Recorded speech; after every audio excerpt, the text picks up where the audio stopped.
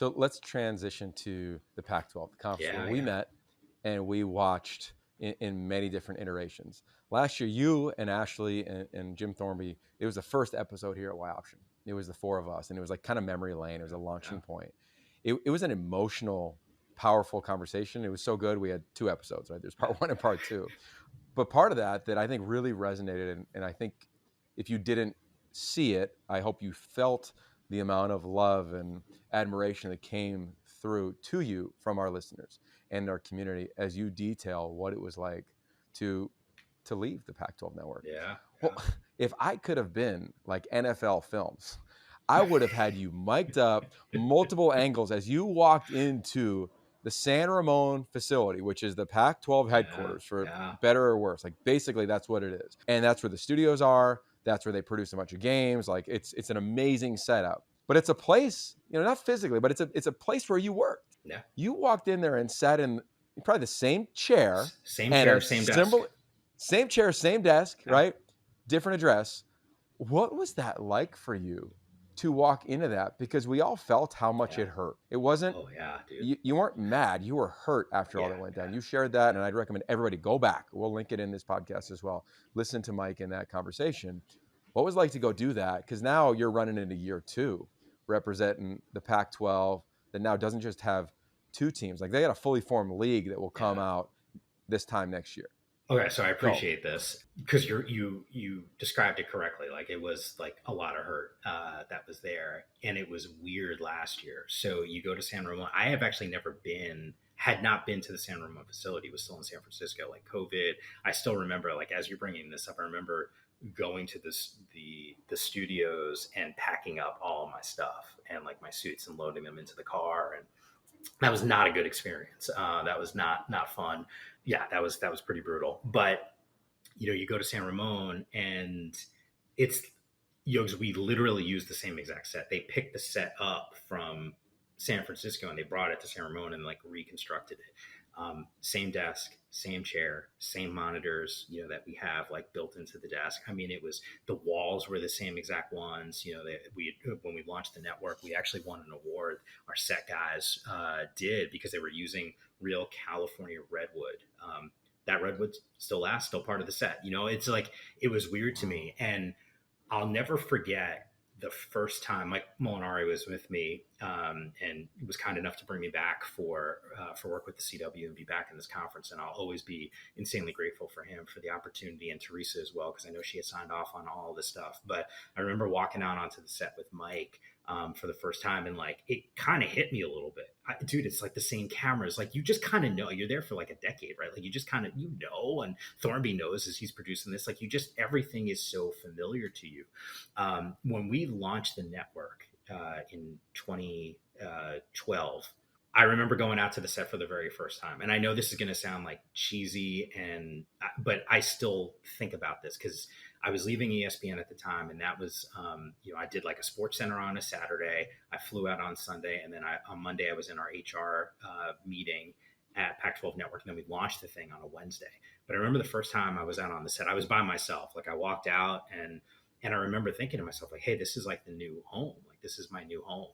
And I just remember feeling, I was excited. I was definitely excited, and like felt ridiculously fortunate that I was going to be able to get this opportunity. And I remember putting my hand on the desk, and I was like, oh my God, like this is like, I'm going to be sitting here for however long. Right. And this is going to be home. And it was, and we had like a blast, and the memories and the fun times, the green, like the whole thing. I mean, it was like the best professional experience, the autonomy. It's like, how many times did we just do what we wanted to do on the shows? Like just go like that. Like you don't, like, I don't want to like speak, I'll just say it. Like, I don't get that at NFL. I find it hard to believe you're getting that where you are. Like it just doesn't happen at networks. Like that's just not how they operate. But we had so much autonomy, and I miss that. And last year I get to the CW set. I didn't do, like, I know I thought it when I walked onto the set with Molinari, but I remember like sitting, like standing up. It's like one step onto the ledge. And I remember putting my hand on the desk. desk, and there's like scratches everywhere because it's like over 10 years old, the desk. And I remember thinking to the moment back in 2012 when I put my hand on the desk, and I thought, I was like, oh my god, this is going to be home. So it was really surreal, man. Like even the monitors, the whole thing. And like I said, I don't want to sound cheesy and make this sound like a cheesy story, but that was like legitimately what was going through my head. And it was like a very weird experience, but super happy, man. I mean, to even get to do some stuff in this league, knowing what it's going to look like, next year and what we're going to have this season, it's pretty awesome, man. And like there's like a sense of pride, right? Like you want the Beavs to ball out, you like want the Cougs to do really well, and then you still the football communities, man, are so small. And people don't realize this. Like I still look at Saturday football and Sunday football as two different sports. Like the games, I know we call it football, but and Yogi, this, man, like it's just different. There's so much nuance there that makes the NFL game and the college game different. But at the same time, like the people are still involved. Like I remember my first real assignment. I say real, but like it's actually what got me to NFL Network down at headquarters. They had called me to cover the NFL draft, and I was living in the Bay still. The Niners had the third pick. They take Trey Lance, and I remember getting the phone call, and they're like, "Hey, you're in the Bay. Can you cover the Niners?" I'm like, "Yeah, of course, I could be a reporter." I'm like, dude, like I hang up the phone. Yogs, and this, man. Like I haven't been a reporter. Like I'm legitimately like the luckiest broadcaster you'll ever meet. Like I just did studio stuff. Like that's kind of fell into it. I got these great roles. I got to host. So that whole premise was foreign to me, but I said yes, because you just say yes to these opportunities. And I remember freaking the F out. I was like, I don't have contacts at this organization. I don't know who I'm going to call. Like, what am I going to do? And then I just paused and I was like, wait a second. Like I know a bunch of college folks. And then all of a sudden you just pick up the phone and it's like, well, dude, I know Ronnie Lott.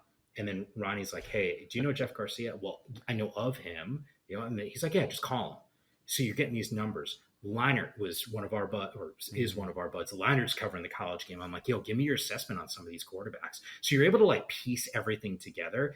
And then it occurred to me, I'm like, oh my God, for as little experience as I had as a reporter, or the insider, so to speak, of like the takes from and the contacts of the teams, I'm like, dude, the football community is small, man, and everyone was willing to help, and I'll always be really grateful for that. Wow. I mean, I had the chills a few times in that dialogue, and you're right. I thought last year that the Cougs and Beavs were America's team. Everybody was rooting for them. Totally. I don't know if that's the case this year because like we're a year removed. Sure. But I don't think there's a football fan that isn't going to root for those two schools if they are aware of the history of the last 36 months or so. Yeah. When it came to those two schools. I can't wait to watch. Hey, by the way, real quick on this, the Beavs need some damn explosive plays, all right? Like for them to get everyone to start rooting for him, because that was a little bit. Murphy, let's go. Yeah, man, like we're going to have to figure this stuff out. And I did see Jake Dickert, by the way, very briefly in Charlotte, and I can tell that there was like this emotional attachment that he still had for Washington State. I don't know if that's like a faux pas, if I'm allowed to say that, because I don't know how Cougs fans are feeling, and probably not great about how that all shaked out. But I will say, like, I think Coach was perfect for that team, that school in those moments. Things happen, but you, even in like a very short conversation, I could feel the connection that he still has with that team and how much he still wants it to go well for him. So hopefully that's the case this upcoming season. That was the last thing. I didn't mean to cut you off. I like that. But... No, I love that. And of course, Wake Forest goes to Oregon State, which will be an amazing game. And I believe that's a CW game. So Ted Robinson will be all over that one, which is great for everybody because he is an absolute pro in every respect. With that said, do you have a thought on the Cougs and the Beavs? You just referenced Oregon State, more explosive plays. Both are going to have new quarterbacks. Obviously, Jimmy Rogers is a new coach, but a rock star. Like everywhere I turn in the Big Ten, I see his fingerprints. Whether it's the quarterback at Iowa, whether it's an offensive coordinator at Northwestern, like you just see the success that he had. I'm curious for you, as we are about halfway through training camp here, your thoughts on what these two teams need to do in their final year of not being a part of like a fully formed, full member conference. Yeah, like these are really big opportunities for these two schools in particular, because if you think back to the brands before the breakup of the league, Oregon State and Washington State, here's like the hard truth and reality. We're not the first schools that you would mention in this league. And now all of a sudden, these two programs are the flag bearers for the conference. And there is pressure, I think, for both of these programs to figure it out and figure it out quickly, especially when you talk about some of the teams that are coming in that, quite frankly, will be able to compete with those two schools. Now, maybe not all of them at that level, but I think there's more than a few that I'd say, ooh, like if they match up on a Saturday, that's not a gimme, man. Oregon State's winning that game. It's not a gimme that Washington State's winning that game.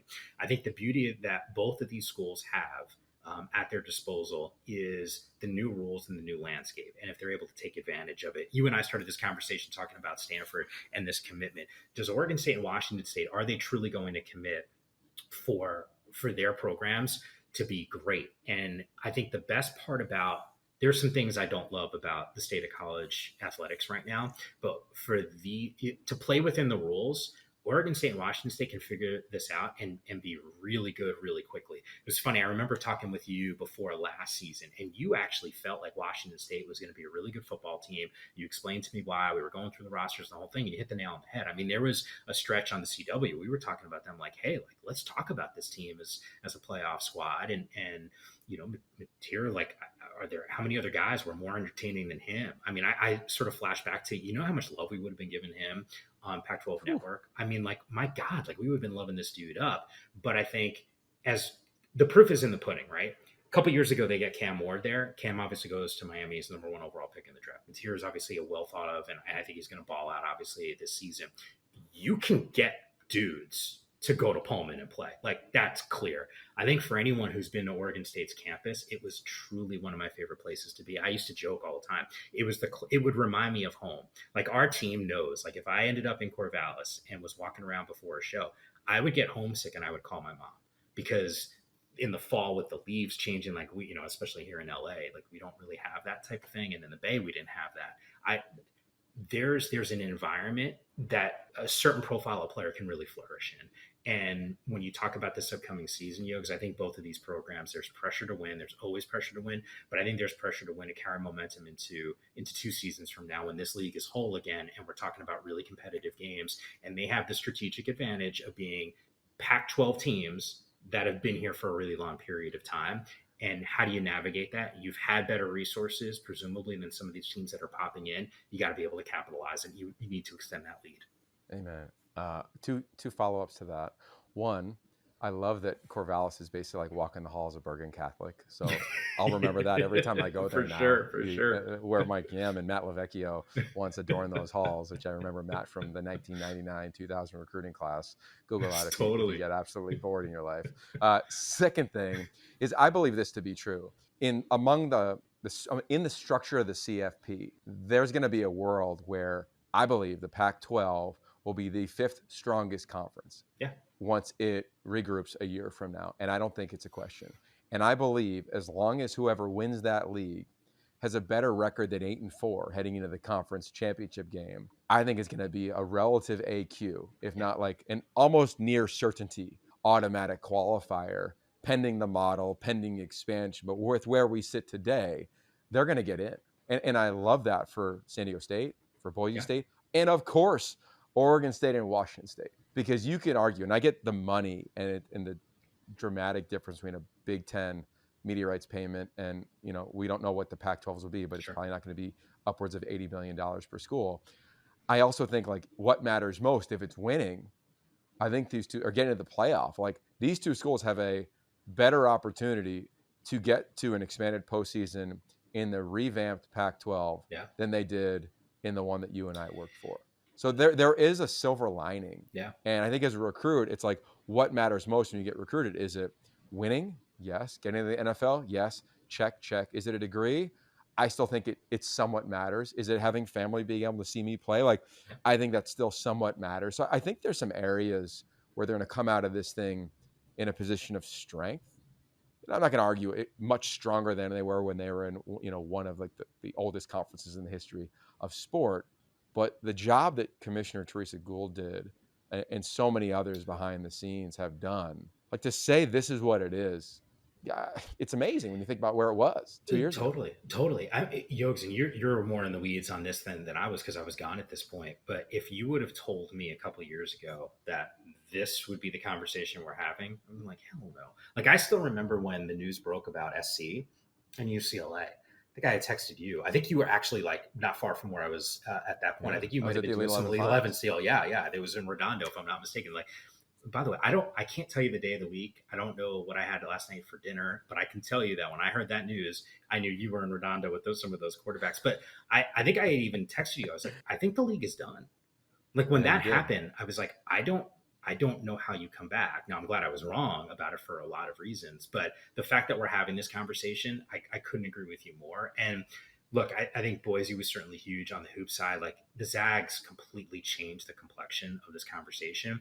And I take it a step forward because you know this, man. Like, you'll end up going somewhere in the league and they'll talk about, the coverage of Pac-12 and some of the things that we were going to do. And like, which is like crazy to me. And like the most humbling thing, it's just like awesome to hear, like, oh yeah, like we have a great fan base. Like, they are watching, they're paying attention to their respective schools. And I say this to you, and I say this to, all those folks. And if I do radio hits, I say the same thing.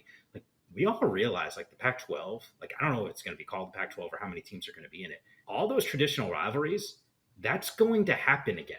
Like, this is not sustainable. Like, when we talk about Cal and Stanford going to Charlotte for ACC Media Days, like, that's not realistic in the long term. There's so much realignment. We're still in the process of seeing how this thing shakes out.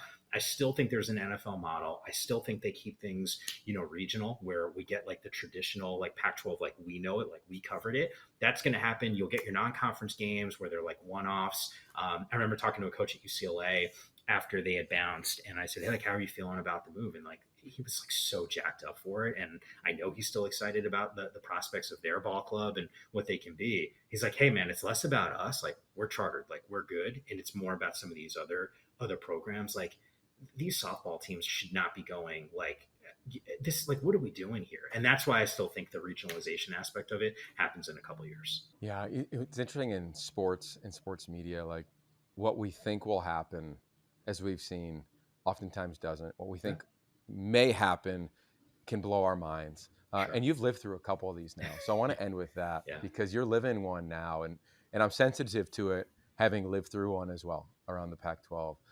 You're living what seems to be an acquisition of ESPN and NFL media, NFL Network. I haven't read any legalese, so I don't know all the details, but I do know a lot of humans that work there. A bunch have come on this show, whether it was you or Daniel Jeremiah, you name it.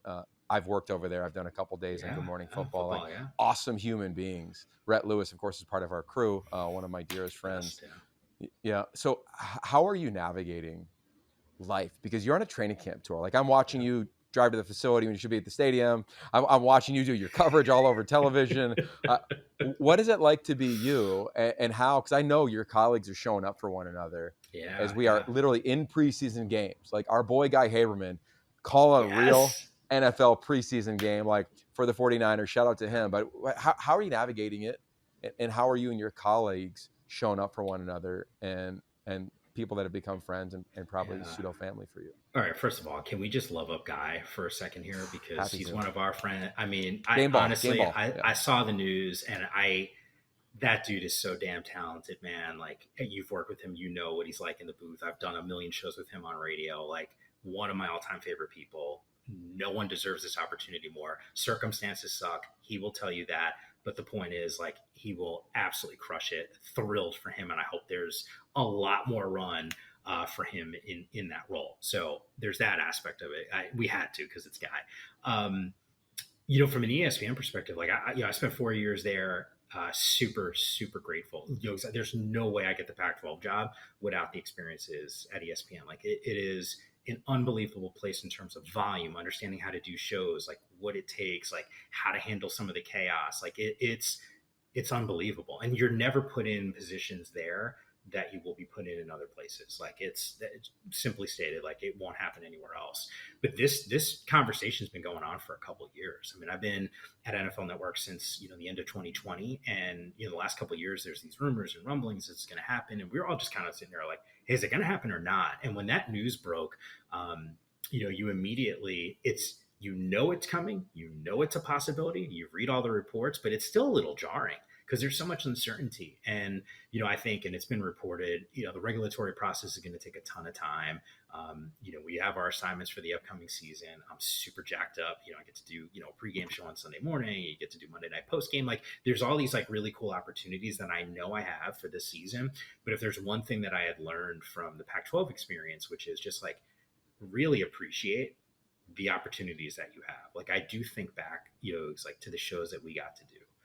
And out of the blue, it could be like a Tuesday night, and Yogs will send me a picture of us like on the set where I had like no gray hair at the time, and we look like we're 5 years old, right? God, I missed those. I didn't have bags either under my eyes, but you think about those times, and we had so much fun, and I know you enjoyed it, and I know I did too, but you didn't realize how good you had it until it was gone. And I think I've become more aware of that now, and I love doing the shows. Like, we just did 4 hours at Vikings camp. I'd never been to the state of Minnesota. It was like, they're the nicest people. Like, I couldn't get over how nice everyone was in Minneapolis. Like, to the point where it was like, this is weird. Like, you guys all like this? Like, it was like one of those types of moments, and it was awesome. But like, as I'm flying home, and it's a grind. Like, honestly, I don't know how you do it, because you've been doing it for years, like the back and forth and traveling to all these different camps and during the course of the season. I do think, like, on the flight home from Minnesota, I thought to myself, like, my God, like, think about what sports, like football, basketball, I've covered a lot of that the last, whatever, 15, 20 years.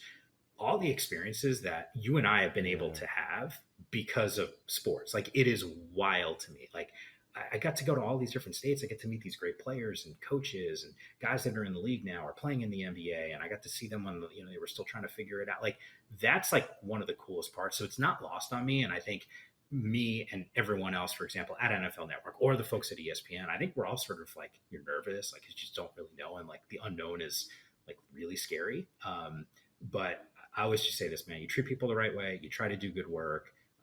You try to, like, have an impact on the people around you. Like, we'll figure it out, which is easy said than done sometimes, because, like, yeah, you have like those freak out moments, of course, because you just don't know what's going to happen, and the business can be a little fickle. But I have a blast. Like, I know I have this season, and I'm ready to roll, man. And I'm still waiting for the reunion for us, man. Like, I don't know how we get this done, but I'm still convinced it's going to happen. Yeah, write that into your next contract, okay? Yeah. But I hear you on that, and I second the gratitude of you being a young kid, me being a young kid on the East Coast, dreaming of playing, dreaming of broadcasting, dreaming of being in these rooms, and here you are sitting next to Kevin O'Connell and JJ McCarthy and many others, and here I am listening to you say, like, yeah, KOC is amazing. Like, love that guy. I remember when he was with the Commanders and maybe UCLA, and like we just have these amazing relationships over the course of time. And the one thing is true is that friendships cut through, relationships are real, and we all have a job and a craft, but there's healthy regard for what that job and that craft is. And that's what the pros do, whether it's Belichick,